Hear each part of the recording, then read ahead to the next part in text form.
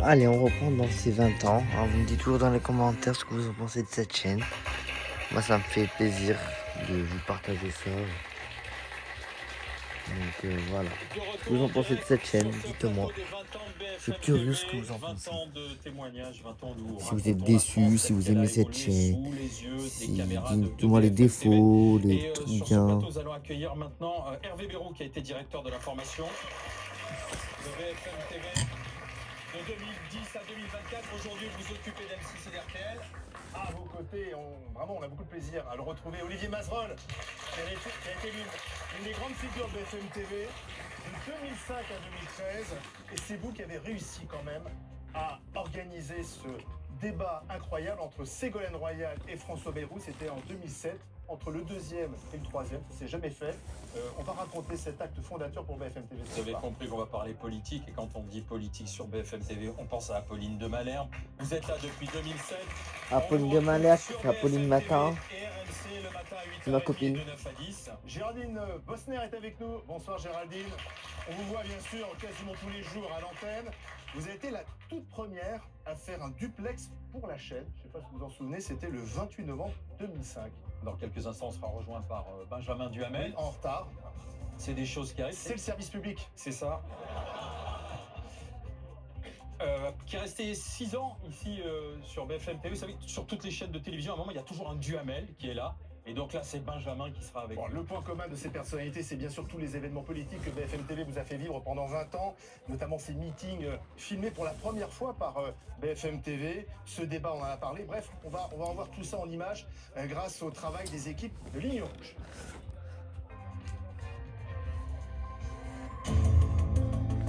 Là, ça, c'est les équipes de Ligne Rouge. Voilà, là, on va voir L'information Apolline vient de tout Malherbe. juste de nous parvenir. Donc, c'est sur Priorité au Apolline. direct. Nous sommes en édition spéciale. C'est l'actualité de la nuit. On retrouve en direct notre envoyé spécial. Je pense que la place de la politique sur l'antenne, c'est la même place que la politique dans la vie des Français.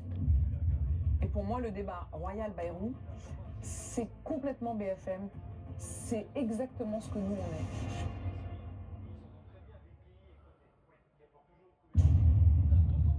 Des coulisses en cours avec le gouvernement sur cette fameuse phrase. BFM TV. Et l'événement de la journée sur BFM TV, c'est bien sûr l'organisation du débat Bayrou Royal. Il aura lieu demain sur BFM TV. Ségolène Royal s'est qualifiée pour le deuxième tour face à Nicolas Sarkozy et François Bayrou arrive en troisième position avec presque 7 millions d'électeurs, ce qui n'est pas rien. Et donc on se dit à BFM, ça serait intéressant d'organiser un débat entre Bayrou et les deux finalistes. Nicolas Sarkozy a rejeté cette possibilité immédiatement. Du côté de Ségolène, l'accord est intervenu très rapidement. François Bayrou, ça a été plus long. Et finalement, il a accepté parce qu'il voulait montrer aussi à son électorat qu'il y avait des possibilités quand même d'avoir une vie politique un peu plus moderne et non plus de confrontation bloc contre bloc. On en parle bien sûr ce soir avec Alain Veil. Bonsoir. Bonsoir, c'est un débat qui va être présenté par Olivier Mazerolles et Jean-Jacques Bourdin, avec des questions posées par les journalistes de la chaîne. Nous, on considérait qu'en tant que chaîne d'information, il était dans notre mission, dans notre job, de diffuser ce débat. Aucune règle du CSA ne l'empêchait. Et on nous dit, bah non, d'habitude, les grands débats, c'est uniquement les deux du deuxième tour. Bah non, pourquoi? Les règles telles qu'elles ont été définies avant, on peut encore les changer. Et il y avait là les confrères mais de la presse nationale et régionale qui étaient venus pour assister à quelque chose de très inusité et très inhabituel.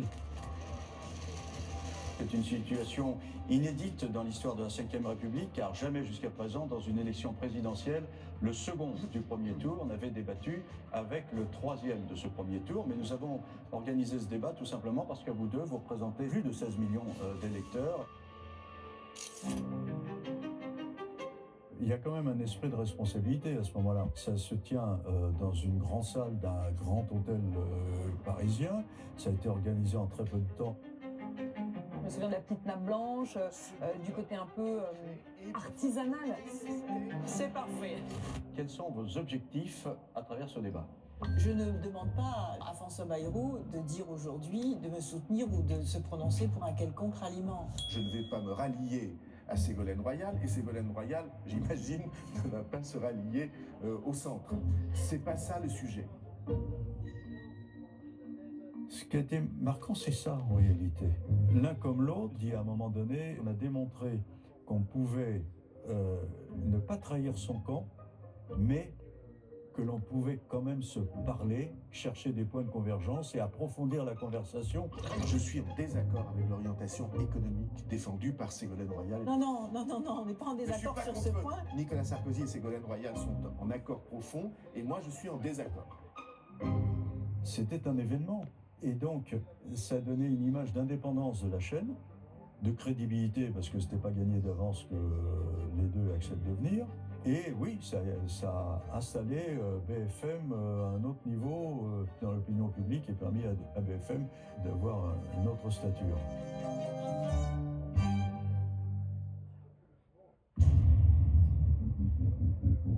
Du coup, à 9 dans 3 minutes.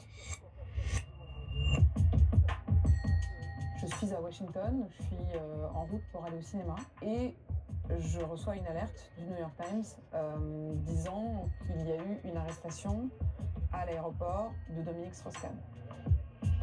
J'appelle, ici il est donc minuit 45, presque 1h du matin, et je tombe sur une personne de garde dans la rédac et je lui dis il faut vraiment agiter tout le monde et ce qui est décidé c'est d'ouvrir non pas à 6h du matin, à l'époque on prenait l'antenne à 6h du matin heure française, mais de la prendre dès 5h du matin.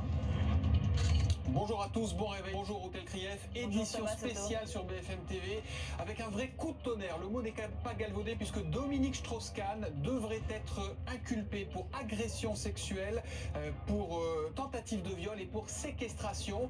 Il était 13h, heure locale. Dominique Strauss-Kahn était au Sofitel de Times Square, entre les rues 44e et 45e. Une femme de chambre qui est venue faire le ménage dans la chambre de Dominique Strauss-Kahn raconte qu'il est sorti nu de la salle de bain, qu'il a ensuite traversé toute la suite pour aller la chercher dans l'entrée, l'entraîner vers la chambre. Là, il aurait commencé à l'agresser sexuellement. C'est donc moi qui donne l'information. Pour la première fois en France, toutes les autres télés et radios n'ouvrent qu'à 6h du matin avec. Donc on est vraiment les premiers à avoir donné l'information aux Français.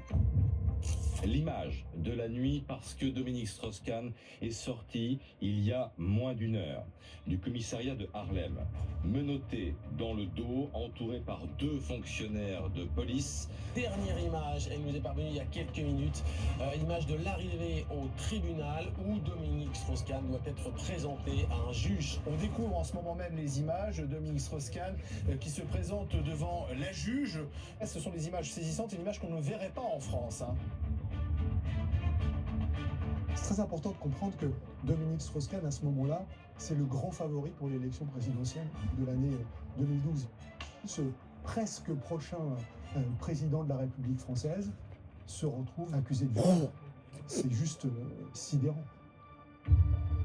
Je fais la queue dès 4h du matin devant le tribunal parce que le nombre de places sont extrêmement limitées. C'est là que moi je crée par exemple mon compte Twitter pour informer en temps réel de ce qui se joue à l'intérieur de la salle du procès.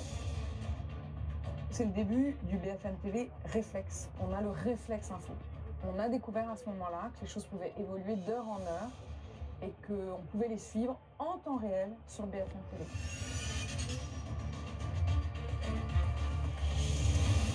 Moi, je pars au moment où on apprend que DSK va être incarcéré à la prison de Rikers Island, qui est une prison très connue aux États-Unis, qui est sur une île. Donc il y a en fait dès le départ beaucoup de choses à raconter. On va revenir sur cette prison avec vous, Julia Delage.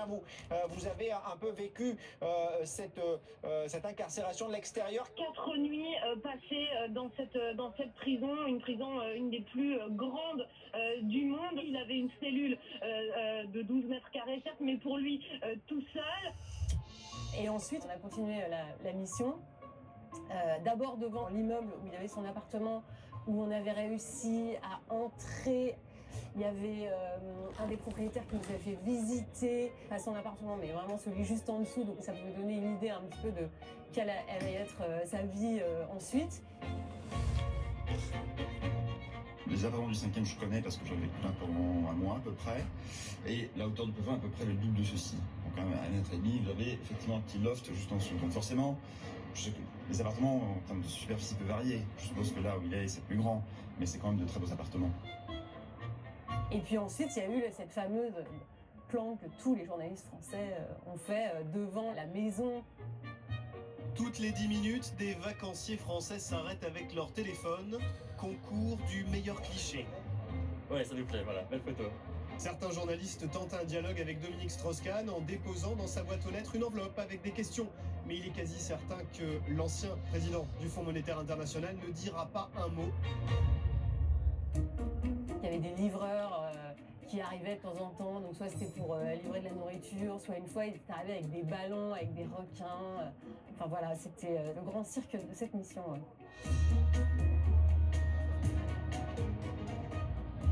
On raconte ces journées qui sont faites d'allées et venues, d'audience et de moments parfois plus légers. Il y en avait un qui évidemment avait marqué tout le monde, c'est qu'il profite d'un moment de calme pour aller au restaurant avec Anne Sinclair. Et il retourne devant sa maison, où je l'attends avec quelques camarades. Il met la clé dans la serrure de sa maison et il n'arrive pas à rentrer chez lui. Et on est tous à côté de lui, à côté d'Anne Sinclair. Il y a un photographe qui est là, qui propose de l'aider. On lui dit donne-lui la clé.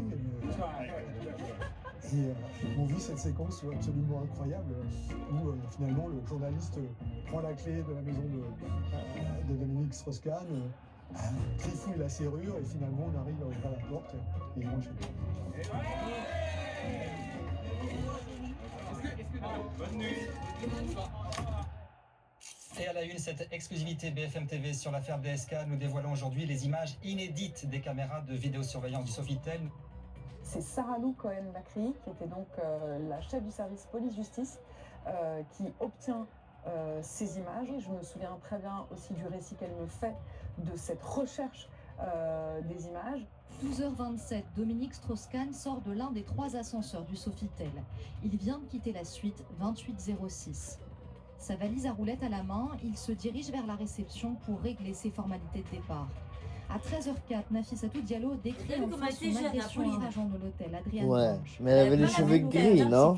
Situé à droite de l'écran. C'est les cheveux qui étaient bizarres. Bah parce que c'est vrai découvre à ce moment-là le côté tout à fait disruptif de BFM TV. Nous, moi, on a je fait trouve que c'est découvrir Lia, aux ça. Français ces images. C'était pas très belle, hein. Non, mais moi, c'est ses cheveux. Il y a un mec qui s'était trafiqué. Ah bah. C'est trucs. Il va passer ensuite sur Affaire Cahuzac. Jérôme Cahuzac, il est le ministre des Comptes publics, c'est-à-dire qui est celui qui est chargé à Bercy de faire en sorte que les finances de l'État soient en ordre, mais qui est aussi le chef des impôts, en quelque sorte. Jérôme Cahuzac, je m'en souviens, parce que c'était un homme qui passait pour être très très compétent sur le plan économique, qui avait des idées qui étaient révolutionnaires à l'époque, qui voulait notamment que tous les Français, où qu'ils résident, soient amenés à payer l'impôt sur le revenu comme le font les Américains. Et puis après, on découvre que finalement, il faisait le contraire en privé de ce qu'il disait publiquement. l'affaire Cahuzac, ça se corse pour le ministre délégué au budget. Une enquête préliminaire a été ouverte pour blanchiment de fraude fiscale. Mediapart affirme que Jérôme Cahuzac a détenu un compte bancaire caché en Suisse jusqu'en 2010. Jérôme Cahuzac a toujours démenti les accusations du site Mediapart. La parole est au ministre délégué chargé du budget, Jérôme Cahuzac. Je n'ai pas, monsieur le député, je n'ai jamais eu de compte à l'étranger, ni maintenant, ni avant. Il va bec et ongle se défendre publiquement en disant qu'il est parfaitement irréprochable et qu'il n'a commis aucun délit vis-à-vis du fisc. Les yeux dans les yeux. Est-ce que vous avez eu un compte en Suisse ou pas? Je n'ai pas, je n'ai jamais eu de compte en Suisse, Jean-Jacques Bourdin. Et la À réponse, aucun moment. Et la réponse. À aucun moment. À aucun moment. Et finalement, au bout d'un moment, il va se faire prendre, il va être obligé de reconnaître qu'effectivement, il est coupable de fraude fiscale. Ce soir, Jérôme Cahuzac va sortir de son silence. L'ancien ministre du Budget s'exprime pour la première fois à 18h en exclusivité sur BFM TV. Et il choisit effectivement l'antenne de BFM TV et ce face-à-face avec Jean-François Aquili. Jérôme Cahuzac, bonjour. Bonjour Jean-François Aquili et merci de m'accueillir. Il reconnaît ses fautes, qui sont évidemment terribles. Ce que j'ai fait ne correspondait pas à ce que la morale élémentaire m'aurait commandé de faire. Donc aujourd'hui, en conscience, j'estime que la gravité de cette faute ne me permet pas de rester parlementaire et j'ai donc décidé de démissionner de ce mandat. On peut dire qu'avec cette affaire Cahuzac, BFM TV crante quelque chose. On est la chaîne qui devient le vecteur principal d'information quand quelque chose de fondamental se passe dans le monde politique. On se rend compte que BFM TV est en train de devenir un média prescripteur. C'est un média qui donne le ton. C'est la preuve qu'en effet, BFM avait acquis une certaine notoriété et que ça comptait, bien sûr.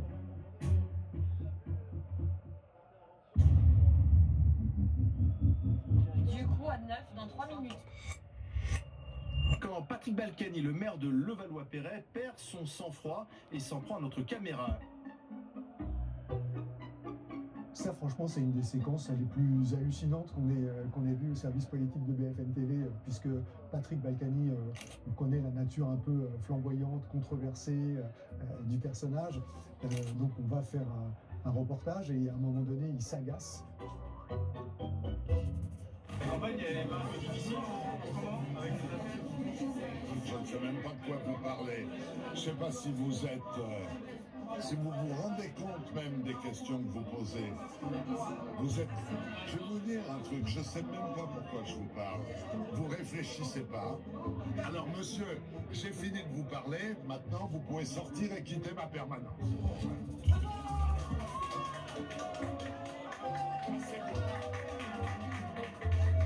Là, c'est vous tirez. Je la garde. Gardez la caméra. Je la garde parce que vous nous faites chier. Et il prend la caméra de BFM TV et il part avec. Je la garde. Ce qu'il n'a pas compris et ce qui va donner évidemment la nature extraordinaire de cette séquence, c'est que la caméra continue à tourner en fait. Patrick, arrête. Ça suffit. C'est grotesque. Comment vous Patrick, il va nous emmener dans les archives où on voit des dossiers avec le nom de Nicolas Sarkozy et on entend Isabelle Balkany qui l'interpelle. Non, fous-moi la paix. Patrick, non, arrête. Arrête, tu me coupes. Tu arrêtes, tu te calmes. Pas maintenant. Pas aujourd'hui, pas maintenant. Ça tourne, je vais lui enlever. Non, mais quel gâchis. Je vais la couper quand même. Là, tout ce que vous faites, ça tourne. Alors, tu arrêtes. Ils m'emmerdent. Ils me font chier. Je veux lui enlever le... Non, tu arrêtes. C'est un disque dur. Comment tu peux péter un plan comme ça? Ça suffit. Tu peux pas éjecter quoi que ce soit. Finalement, 5 minutes plus tard, c'est Isabelle Balkany qui nous rapporte notre caméra. Je vous présente mes excuses sur le fait que mon mari se soit énervé. Et je trouve que, évidemment, vous faites votre métier. Mais vous le faites d'une manière particulière. Avec, et tout le monde peut le constater, vous savez, en anglais, ça se dit un bashing. Contre Balkany, en français, ça s'appelle un lynchage. Rassurez-nous, on a récupéré la caméra. On a récupéré la caméra, le JRI va bien, tout va bien. Il n'y a rien n'a été pris dans la caméra. Il y a En plus fait, de bande. ils n'ont pas pris. Voilà, ils ont Il faut rappeler, M. Balkany, qu'aujourd'hui, il n'y a plus de bande dans les caméras. Voilà, et qu'il y a Tout plus est de numérique. cassettes. Voilà. Allez, cette fois-ci, on va sur l'extérieur 3. Alors moi, je couvre la campagne de Nicolas Sarkozy, qui est le président de la République sortant. Ça fait plaisir, non? En tout cas, on est tout cœur avec vous, M. Sarkozy. Merci beaucoup. Lorsqu'il annonce sa candidature, le premier déplacement qu'il fait, c'est à Annecy. Et là, on l'accompagne. L'une des premières boutiques dans lesquelles il rentre, c'est un charcutier traiteur qui s'avère être un fan de Nicolas Sarkozy. Et donc, il est couvert de compliments. Je peux vous remercier d'avoir, à titre personnel, en tant que charcutier traiteur, d'avoir sauvé cette restauration française ces 3 dernières années, parce que baisse des taxes. Évidemment, il est plutôt content. Un petit peu de saucisse. C'est gênant, ça commence bien cette campagne. 3 kilos tous les jours. Si vous croisez M. Hollande, président, vous lui demanderez comment en 35 heures il peut faire campagne. Parce que vous allez voir que 2 jours sur le terrain. Il sort de cette boutique et son téléphone se met à vibrer sans arrêt. Il se tourne vers Franck Louvrier, qui est son conseiller en communication, et lui dit « Mais qu'est-ce qui se passe ?» Et Franck Louvrier lui dit « Tu as été en direct sur BFM TV. » Et à ce moment-là, le président Sarkozy, il comprend le poids, l'impact que vont avoir ces chaînes d'information dans cette campagne. Vous vous sentez impatient de rentrer en campagne quand même? Bon, impatient, c'est pas la question, il y a moins si vous voulez, de protocole, de lourdeur. Même vous, vis-à-vis de moi. Dans cette campagne, il y a beaucoup de choses qui sont nouvelles, en raison du travail des chaînes d'information qui font vivre beaucoup de séquences en direct. La campagne de François Hollande, je la couvre, il faut l'imaginer, à l'époque, souvent avec un sac à dos. Dans ce sac à dos, il y a ce qu'on appelait à l'époque une Navi West. Une Navi West, c'est une sorte de satellite portatif qui permet de jouer les images en direct. C'est le direct qui change tout. La campagne présidentielle, on la joue en direct. Les jours passent, les jours défilent. On voit bien que la dynamique, elle est plutôt en faveur de François Hollande. Et évidemment, du côté de Nicolas Sarkozy, c'est donc de plus en plus tendu. Dans un contexte où il considère que les médias lui sont hostiles, que les journalistes font campagne contre lui. Monsieur le Président, sur BFM TV. Et on sent une forme de tension, non seulement de l'équipe de campagne, mais aussi du public dans les meetings avec les journalistes. Ouais, c'est chaud, hein. Ça sera serré, mais il peut y avoir un sursaut, justement. On fera la différence. Voilà, vous êtes des gauchistes, vous faites la campagne de François Hollande, et cette hostilité, évidemment, elle s'accroît à mesure qu'on approche de l'échéance. C'est pas bien ce que vous... On en a marre. Il n'y a que de la presse à gauche. Madame, on fait dans ça, vous mettez à leur niveau. C'est pas bien. Sur l'écran. Allez, c'est une honte. Allez. On est vraiment dans l'un des derniers meetings de la campagne de Nicolas Sarkozy. Ça se passe à Toulon. Là, plus que suivre le meeting en lui-même, on avait installé une sorte de mini-plateau avec Ruth Elkrief. On recevait des invités. Il y a un petit groupe de spectateurs qui se rassemblent autour de nous, puis qui commencent à nous insulter. Ils font leur métier, monsieur. Ils font leur métier. Ils sont avec monsieur. On en a marre. Ruth Elkrief, elle nous lâche, madame. Beaucoup de passion dans cette campagne, évidemment, chez les supporters. Alors là, on est en train de recevoir des projectiles. On a été obligé, au bout d'un moment, assez bref finalement, de rendre l'antenne. Lorsqu'il sort du meeting, Nicolas Sarkozy vient me voir. Il est désolé de ce qui s'est passé. Et il ajoute une formule qui m'est restée. Il dit « c'était pas pour vous ». Et au fond, on peut comprendre qu'il n'était pas forcément totalement fâché qu'on s'en soit un peu pris aux journalistes et que d'une certaine manière, de son point de vue, ce n'était pas injuste ou injustifié.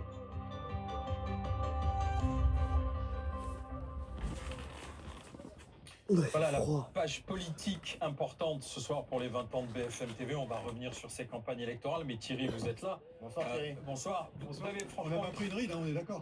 Vous avez eu peur que ça dégénère, Thierry, à ce moment-là, juste au moment de la bouteille d'eau?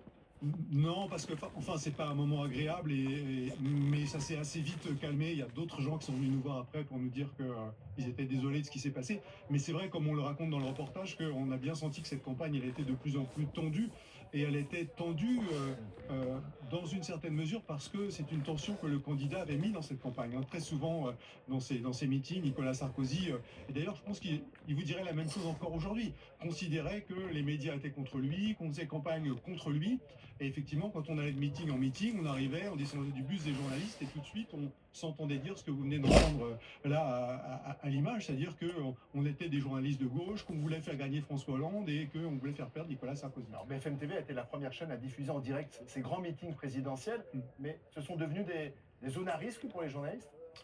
Oui, dans une certaine mesure, c'est vrai que c'est devenu un peu plus compliqué. Et effectivement, à mesure qu'on avançait dans la campagne, en 2017, il y a eu d'autres moments tendus, notamment lorsque la campagne de François Fillon a dégénéré, a explosé en vol à la suite de l'affaire que vous avez tous en tête. Et là, même chose, on se retrouvait dans les meetings de François Fillon dans des conditions très difficiles. Donc c'est vrai qu'à mesure que le temps a passé, les meetings sont devenus un peu plus compliqués à couvrir pour les journalistes. On est obligé maintenant davantage de s'entourer de précautions, d'avoir des gens qui sont autour de nous et c'est pas forcément le plus agréable. Alors ces faits de campagne, on va continuer de les raconter, bien évidemment. Dans un instant, Benjamin Duhamel nous a rejoint. Merci d'être là, Hervé Béraud, Apolline de Malherbe, Olivier Mazerolle.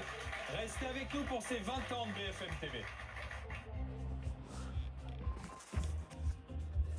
Ce que je souhaite pour les 20 ans qui viennent, rester fidèle à son ADN. Une chaîne populaire. Populaire, ça veut dire tout le monde. Tous les jours, il y a toujours un moment où je passe sur BFM. Quand on s'en remémore ces 20 ans, c'est une chaîne qui a épousé le quotidien des Françaises et des Français. Moi, je suis très attaché à la place des salariés dans toutes les entreprises, y compris dans les entreprises de presse. Il faut changer le casting. À un moment, il va bien falloir mettre des jeunes quand même sur cette chaîne. Je pense que les meilleurs moments que j'ai vécu, c'est les moments du direct, c'est-à-dire lorsque BFM est sur une actualité brûlante, hélas, quelquefois terrible. Et donc, ce que je souhaite pour BFM plus tard, c'est que tout le pouvoir à l'intérieur de cette entreprise ne soit pas au capital, mais soit partagé avec les salariés, éventuellement avec les téléspectateurs. Bon anniversaire BFM. Bon anniversaire à BFM et à toutes les équipes. Pour fêter les 20 ans de BFM TV, nous sommes ravis